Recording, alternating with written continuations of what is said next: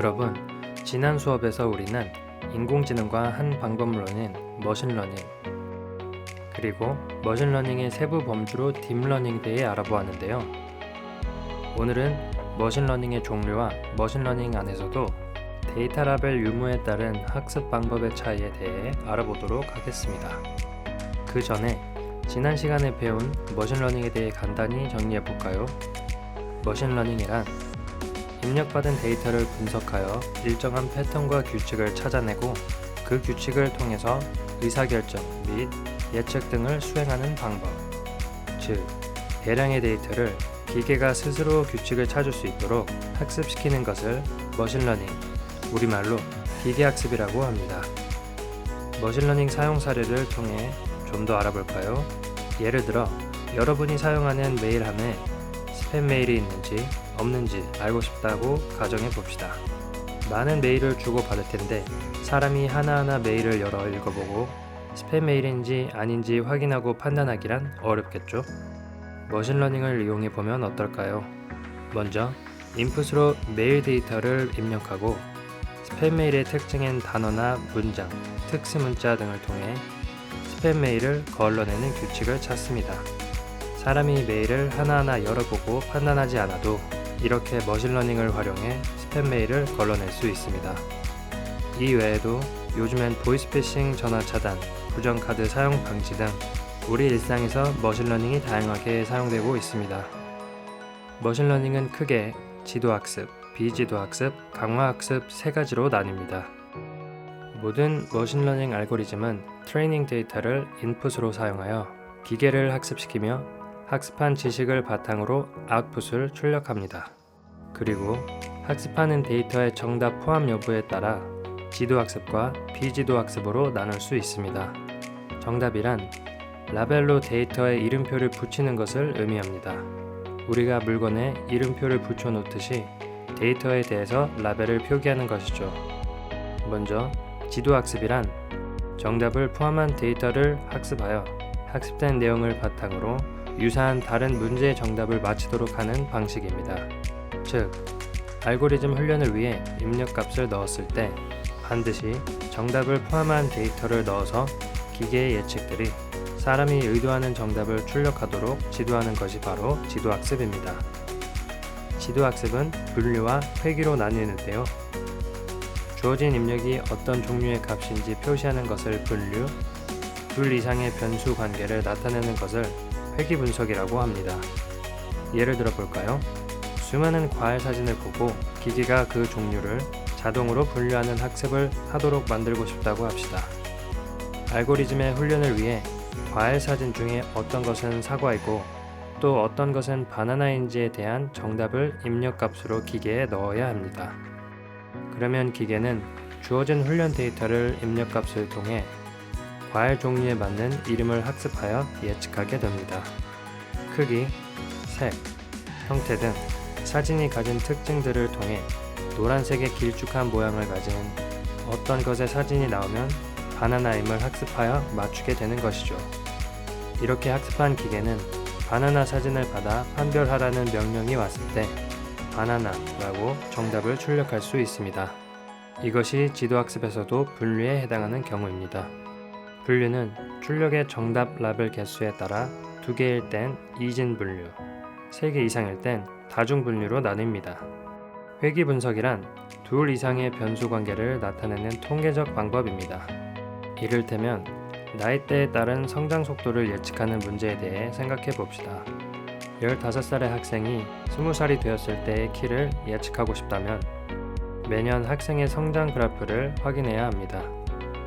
이 그림과 같이 나이대별 성장 분포 그래프가 있다면 이 학생의 키는 20살 때 180cm라 예상할 수 있습니다. 기계는 사람처럼 그래프를 보고 한눈에 상관관계를 이해할 수 없기 때문에 X축에는 나이, Y축에는 키라는 변수를 놓고 수치적 관계를 찾으려 합니다. 이때 그래프의 선을 통해 어떤 상관관계를 갖는 모델을 찾는 것을 회귀라고 합니다. 이번엔 비지도학습에 대해 알아볼까요? 지도학습과 달리 비지도학습은 트레이닝 세트의 정답이 포함되어 있지 않습니다. 비지도학습이란 라벨이 없는 데이터를 군집화하여 새로운 데이터에 대한 결과를 예측하도록 공부시키는 방법입니다. 비지도 학습은 인간의 개입 없이 데이터의 속성과 패턴 등을 기계 스스로 학습하여 군집화합니다. 정답이 없는 데이터들로부터 패턴이나 형태 등의 특징을 찾아 유사도를 판단하기 때문에 지도학습보다는 더 난이도가 있는 방법이라고 할 수 있습니다. 예를 들어 보겠습니다. 다음과 같은 이미지들을 보면 여러분은 이미지의 특징을 보고 각각의 이미지가 무슨 과일인지 알 수 있습니다. 하지만 컴퓨터는 사용자가 정답을 알려주지 않으면 각각의 이미지가 어떤 종류의 이미지인지 이름은 무엇인지를 알 수 없습니다. 비지도학습은 이 이미지들의 이름은 모르지만 유사도를 비교하여 데이터 자체의 특성을 파악합니다. 그리고 비슷한 것끼리 모아주는데 이것을 군집화라고 합니다. 다시 말해 군집화란 비슷한 특성을 가진 데이터들의 집단인 군집을 찾기 위해 주어진 데이터들의 특성을 고려하여 데이터 집단을 정의하는 것을 의미합니다. 색상, 크기, 모양 등 비슷한 이미지를 판단하는 기준이 되는 특성은 다양합니다. 동일한 군집인지를 구분하기 위해서 유사한 속성 값을 찾는 기준이 바로 유사도 함수입니다. 위 이미지에서 색상이라는 유사도 함수로 과일을 구분한다면 이렇게 군집화할 수 있습니다. 하지만 크기를 기준으로 군집화한다면 이렇게 묶이겠죠. 기준이 되는 유사도 함수의 종류에 따라 군집화되기 때문에 모델 학습에 있어 유사도 함수는 매우 중요한 역할을 합니다. 계속해서 새로운 데이터가 들어와도 컴퓨터는 지속적으로 군집화를 진행하지만 이게 잘된 것인지 잘못된 것인지 알지 못합니다. 라벨이 없기 때문이죠. 우리가 사과를 사과라고 판단할 수 있는 것은 사람은 이미 사과는 사과임을 알 수 있는 지능이 있기 때문입니다. 대신에 비지도 학습을 통해 군집화된 과일의 특징을 활용하여 라벨이 붙은 데이터로 만들 수 있고 이는 지도학습의 데이터로 활용할 수 있는데요. 사람이 일일이 데이터에 라벨을 붙이지 않아도 비지도학습을 통해 적절한 특징을 찾아 라벨을 붙일 수 있기 때문에 비지도학습은 지도학습의 입력 데이터 전처리 방법으로 사용되기도 합니다. 지도학습과 비지도학습은 사람이 학습하는 과정과 정말 비슷한데요. 여러분이 학교에서 교과서로 배우는 것은 지도학습, 일상에서의 경험을 통해 취득하는 지식은 비지도학습이라고 생각하면 됩니다. 이번엔 지도학습, 비지도학습과는 조금 다른 개념으로 머신러닝의 꽃이라 불리는 강화학습에 대해 알아볼까요?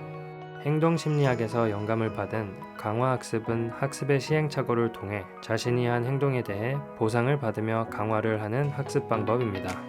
분류할 수 있는 데이터가 존재하는 것이 아니며 데이터가 있어도 정답이 정해져 있지 않습니다. 대신 강화학습에는 어떤 환경이 주어집니다. 이 환경 안에 정의된 에이전트가 현재의 상태를 인식하여 선택 가능한 행동들 중에 보상을 최대화하는 행동이나 행동 순서를 선택하도록 하는 방법이죠. 강화학습의 가장 유명한 사례인 구글 딥마인드의 벽돌 깨기를 통해 설명해 보겠습니다. 점수를 올리는 것이 목표이니 벽돌을 깨는 행동을 했을 때 주는 점수가 바로 보상입니다. 이 보상을 통해 강화학습 모델은 점수를 높이는 목표를 향해 계속하여 학습합니다. 시간이 지난 후에 벽돌 깨기의 중요한 특징, 양옆의 벽을 이용하면 더 효과적으로 목표를 달성할 수 있다는 것, 즉, 더 높은 점수를 얻는다는 것을 학습하게 됩니다. 구글의 딥마인드 벽돌 깨기는 사용자에게 행동 목록만 제공하여 높은 점수를 받을 수 있는 방법을 학습할 수 있게 하는 강화학습의 대표적인 예입니다.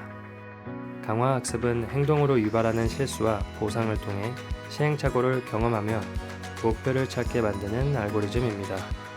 실제로 세계를 뒤흔든 알파고의 학습에 강화학습이 활용되었는데요. 알파고가 이세돌과 바둑 경합을 펼칠 때 이세돌이 실수를 하지 않아서 상대인 알파고가 더 이상 강화가 안 되는 상태였습니다. 하지만 이세돌의 마지막 한 수가 알파고가 전혀 예상하지 못한 경우의 수였기 때문에 알파고는 자신의 실패에 대한 보상으로서 강화에 성공했다고 합니다. 현실의 시간은 유한하기 때문에 최단 시간에 주어진 환경을 관찰하고 이를 기반으로 보상을 최대화하는 학습 프레임을 짜기 위해 이용과 탐험 사이의 균형을 맞추는 것이 중요합니다. 이용이란 경험한 것 중에서 당시의 최대의 보상을 얻을 수 있는 행동을 수행하는 것을 말하고, 이러한 경험을 다양하게 쌓기까지 시도하는 과정을 탐험이라 합니다. 풍부한 경험이 있어야 더 좋은 보상을 얻을 수 있지만, 경험을 풍부하게 만들기 위해서는 새로운 시도를 하는 비용이 발생합니다. 따라서 강화학습에서 이용과 탐험 사이의 균형을 맞추는 것이 중요합니다. 오늘은 머신러닝의 지도학습, 비지도학습, 강화학습에 대해 알아보았는데요. 다음 시간에는 머신러닝의 성능평가, 개선 방법 및 사례에 대해 알아보도록 하겠습니다.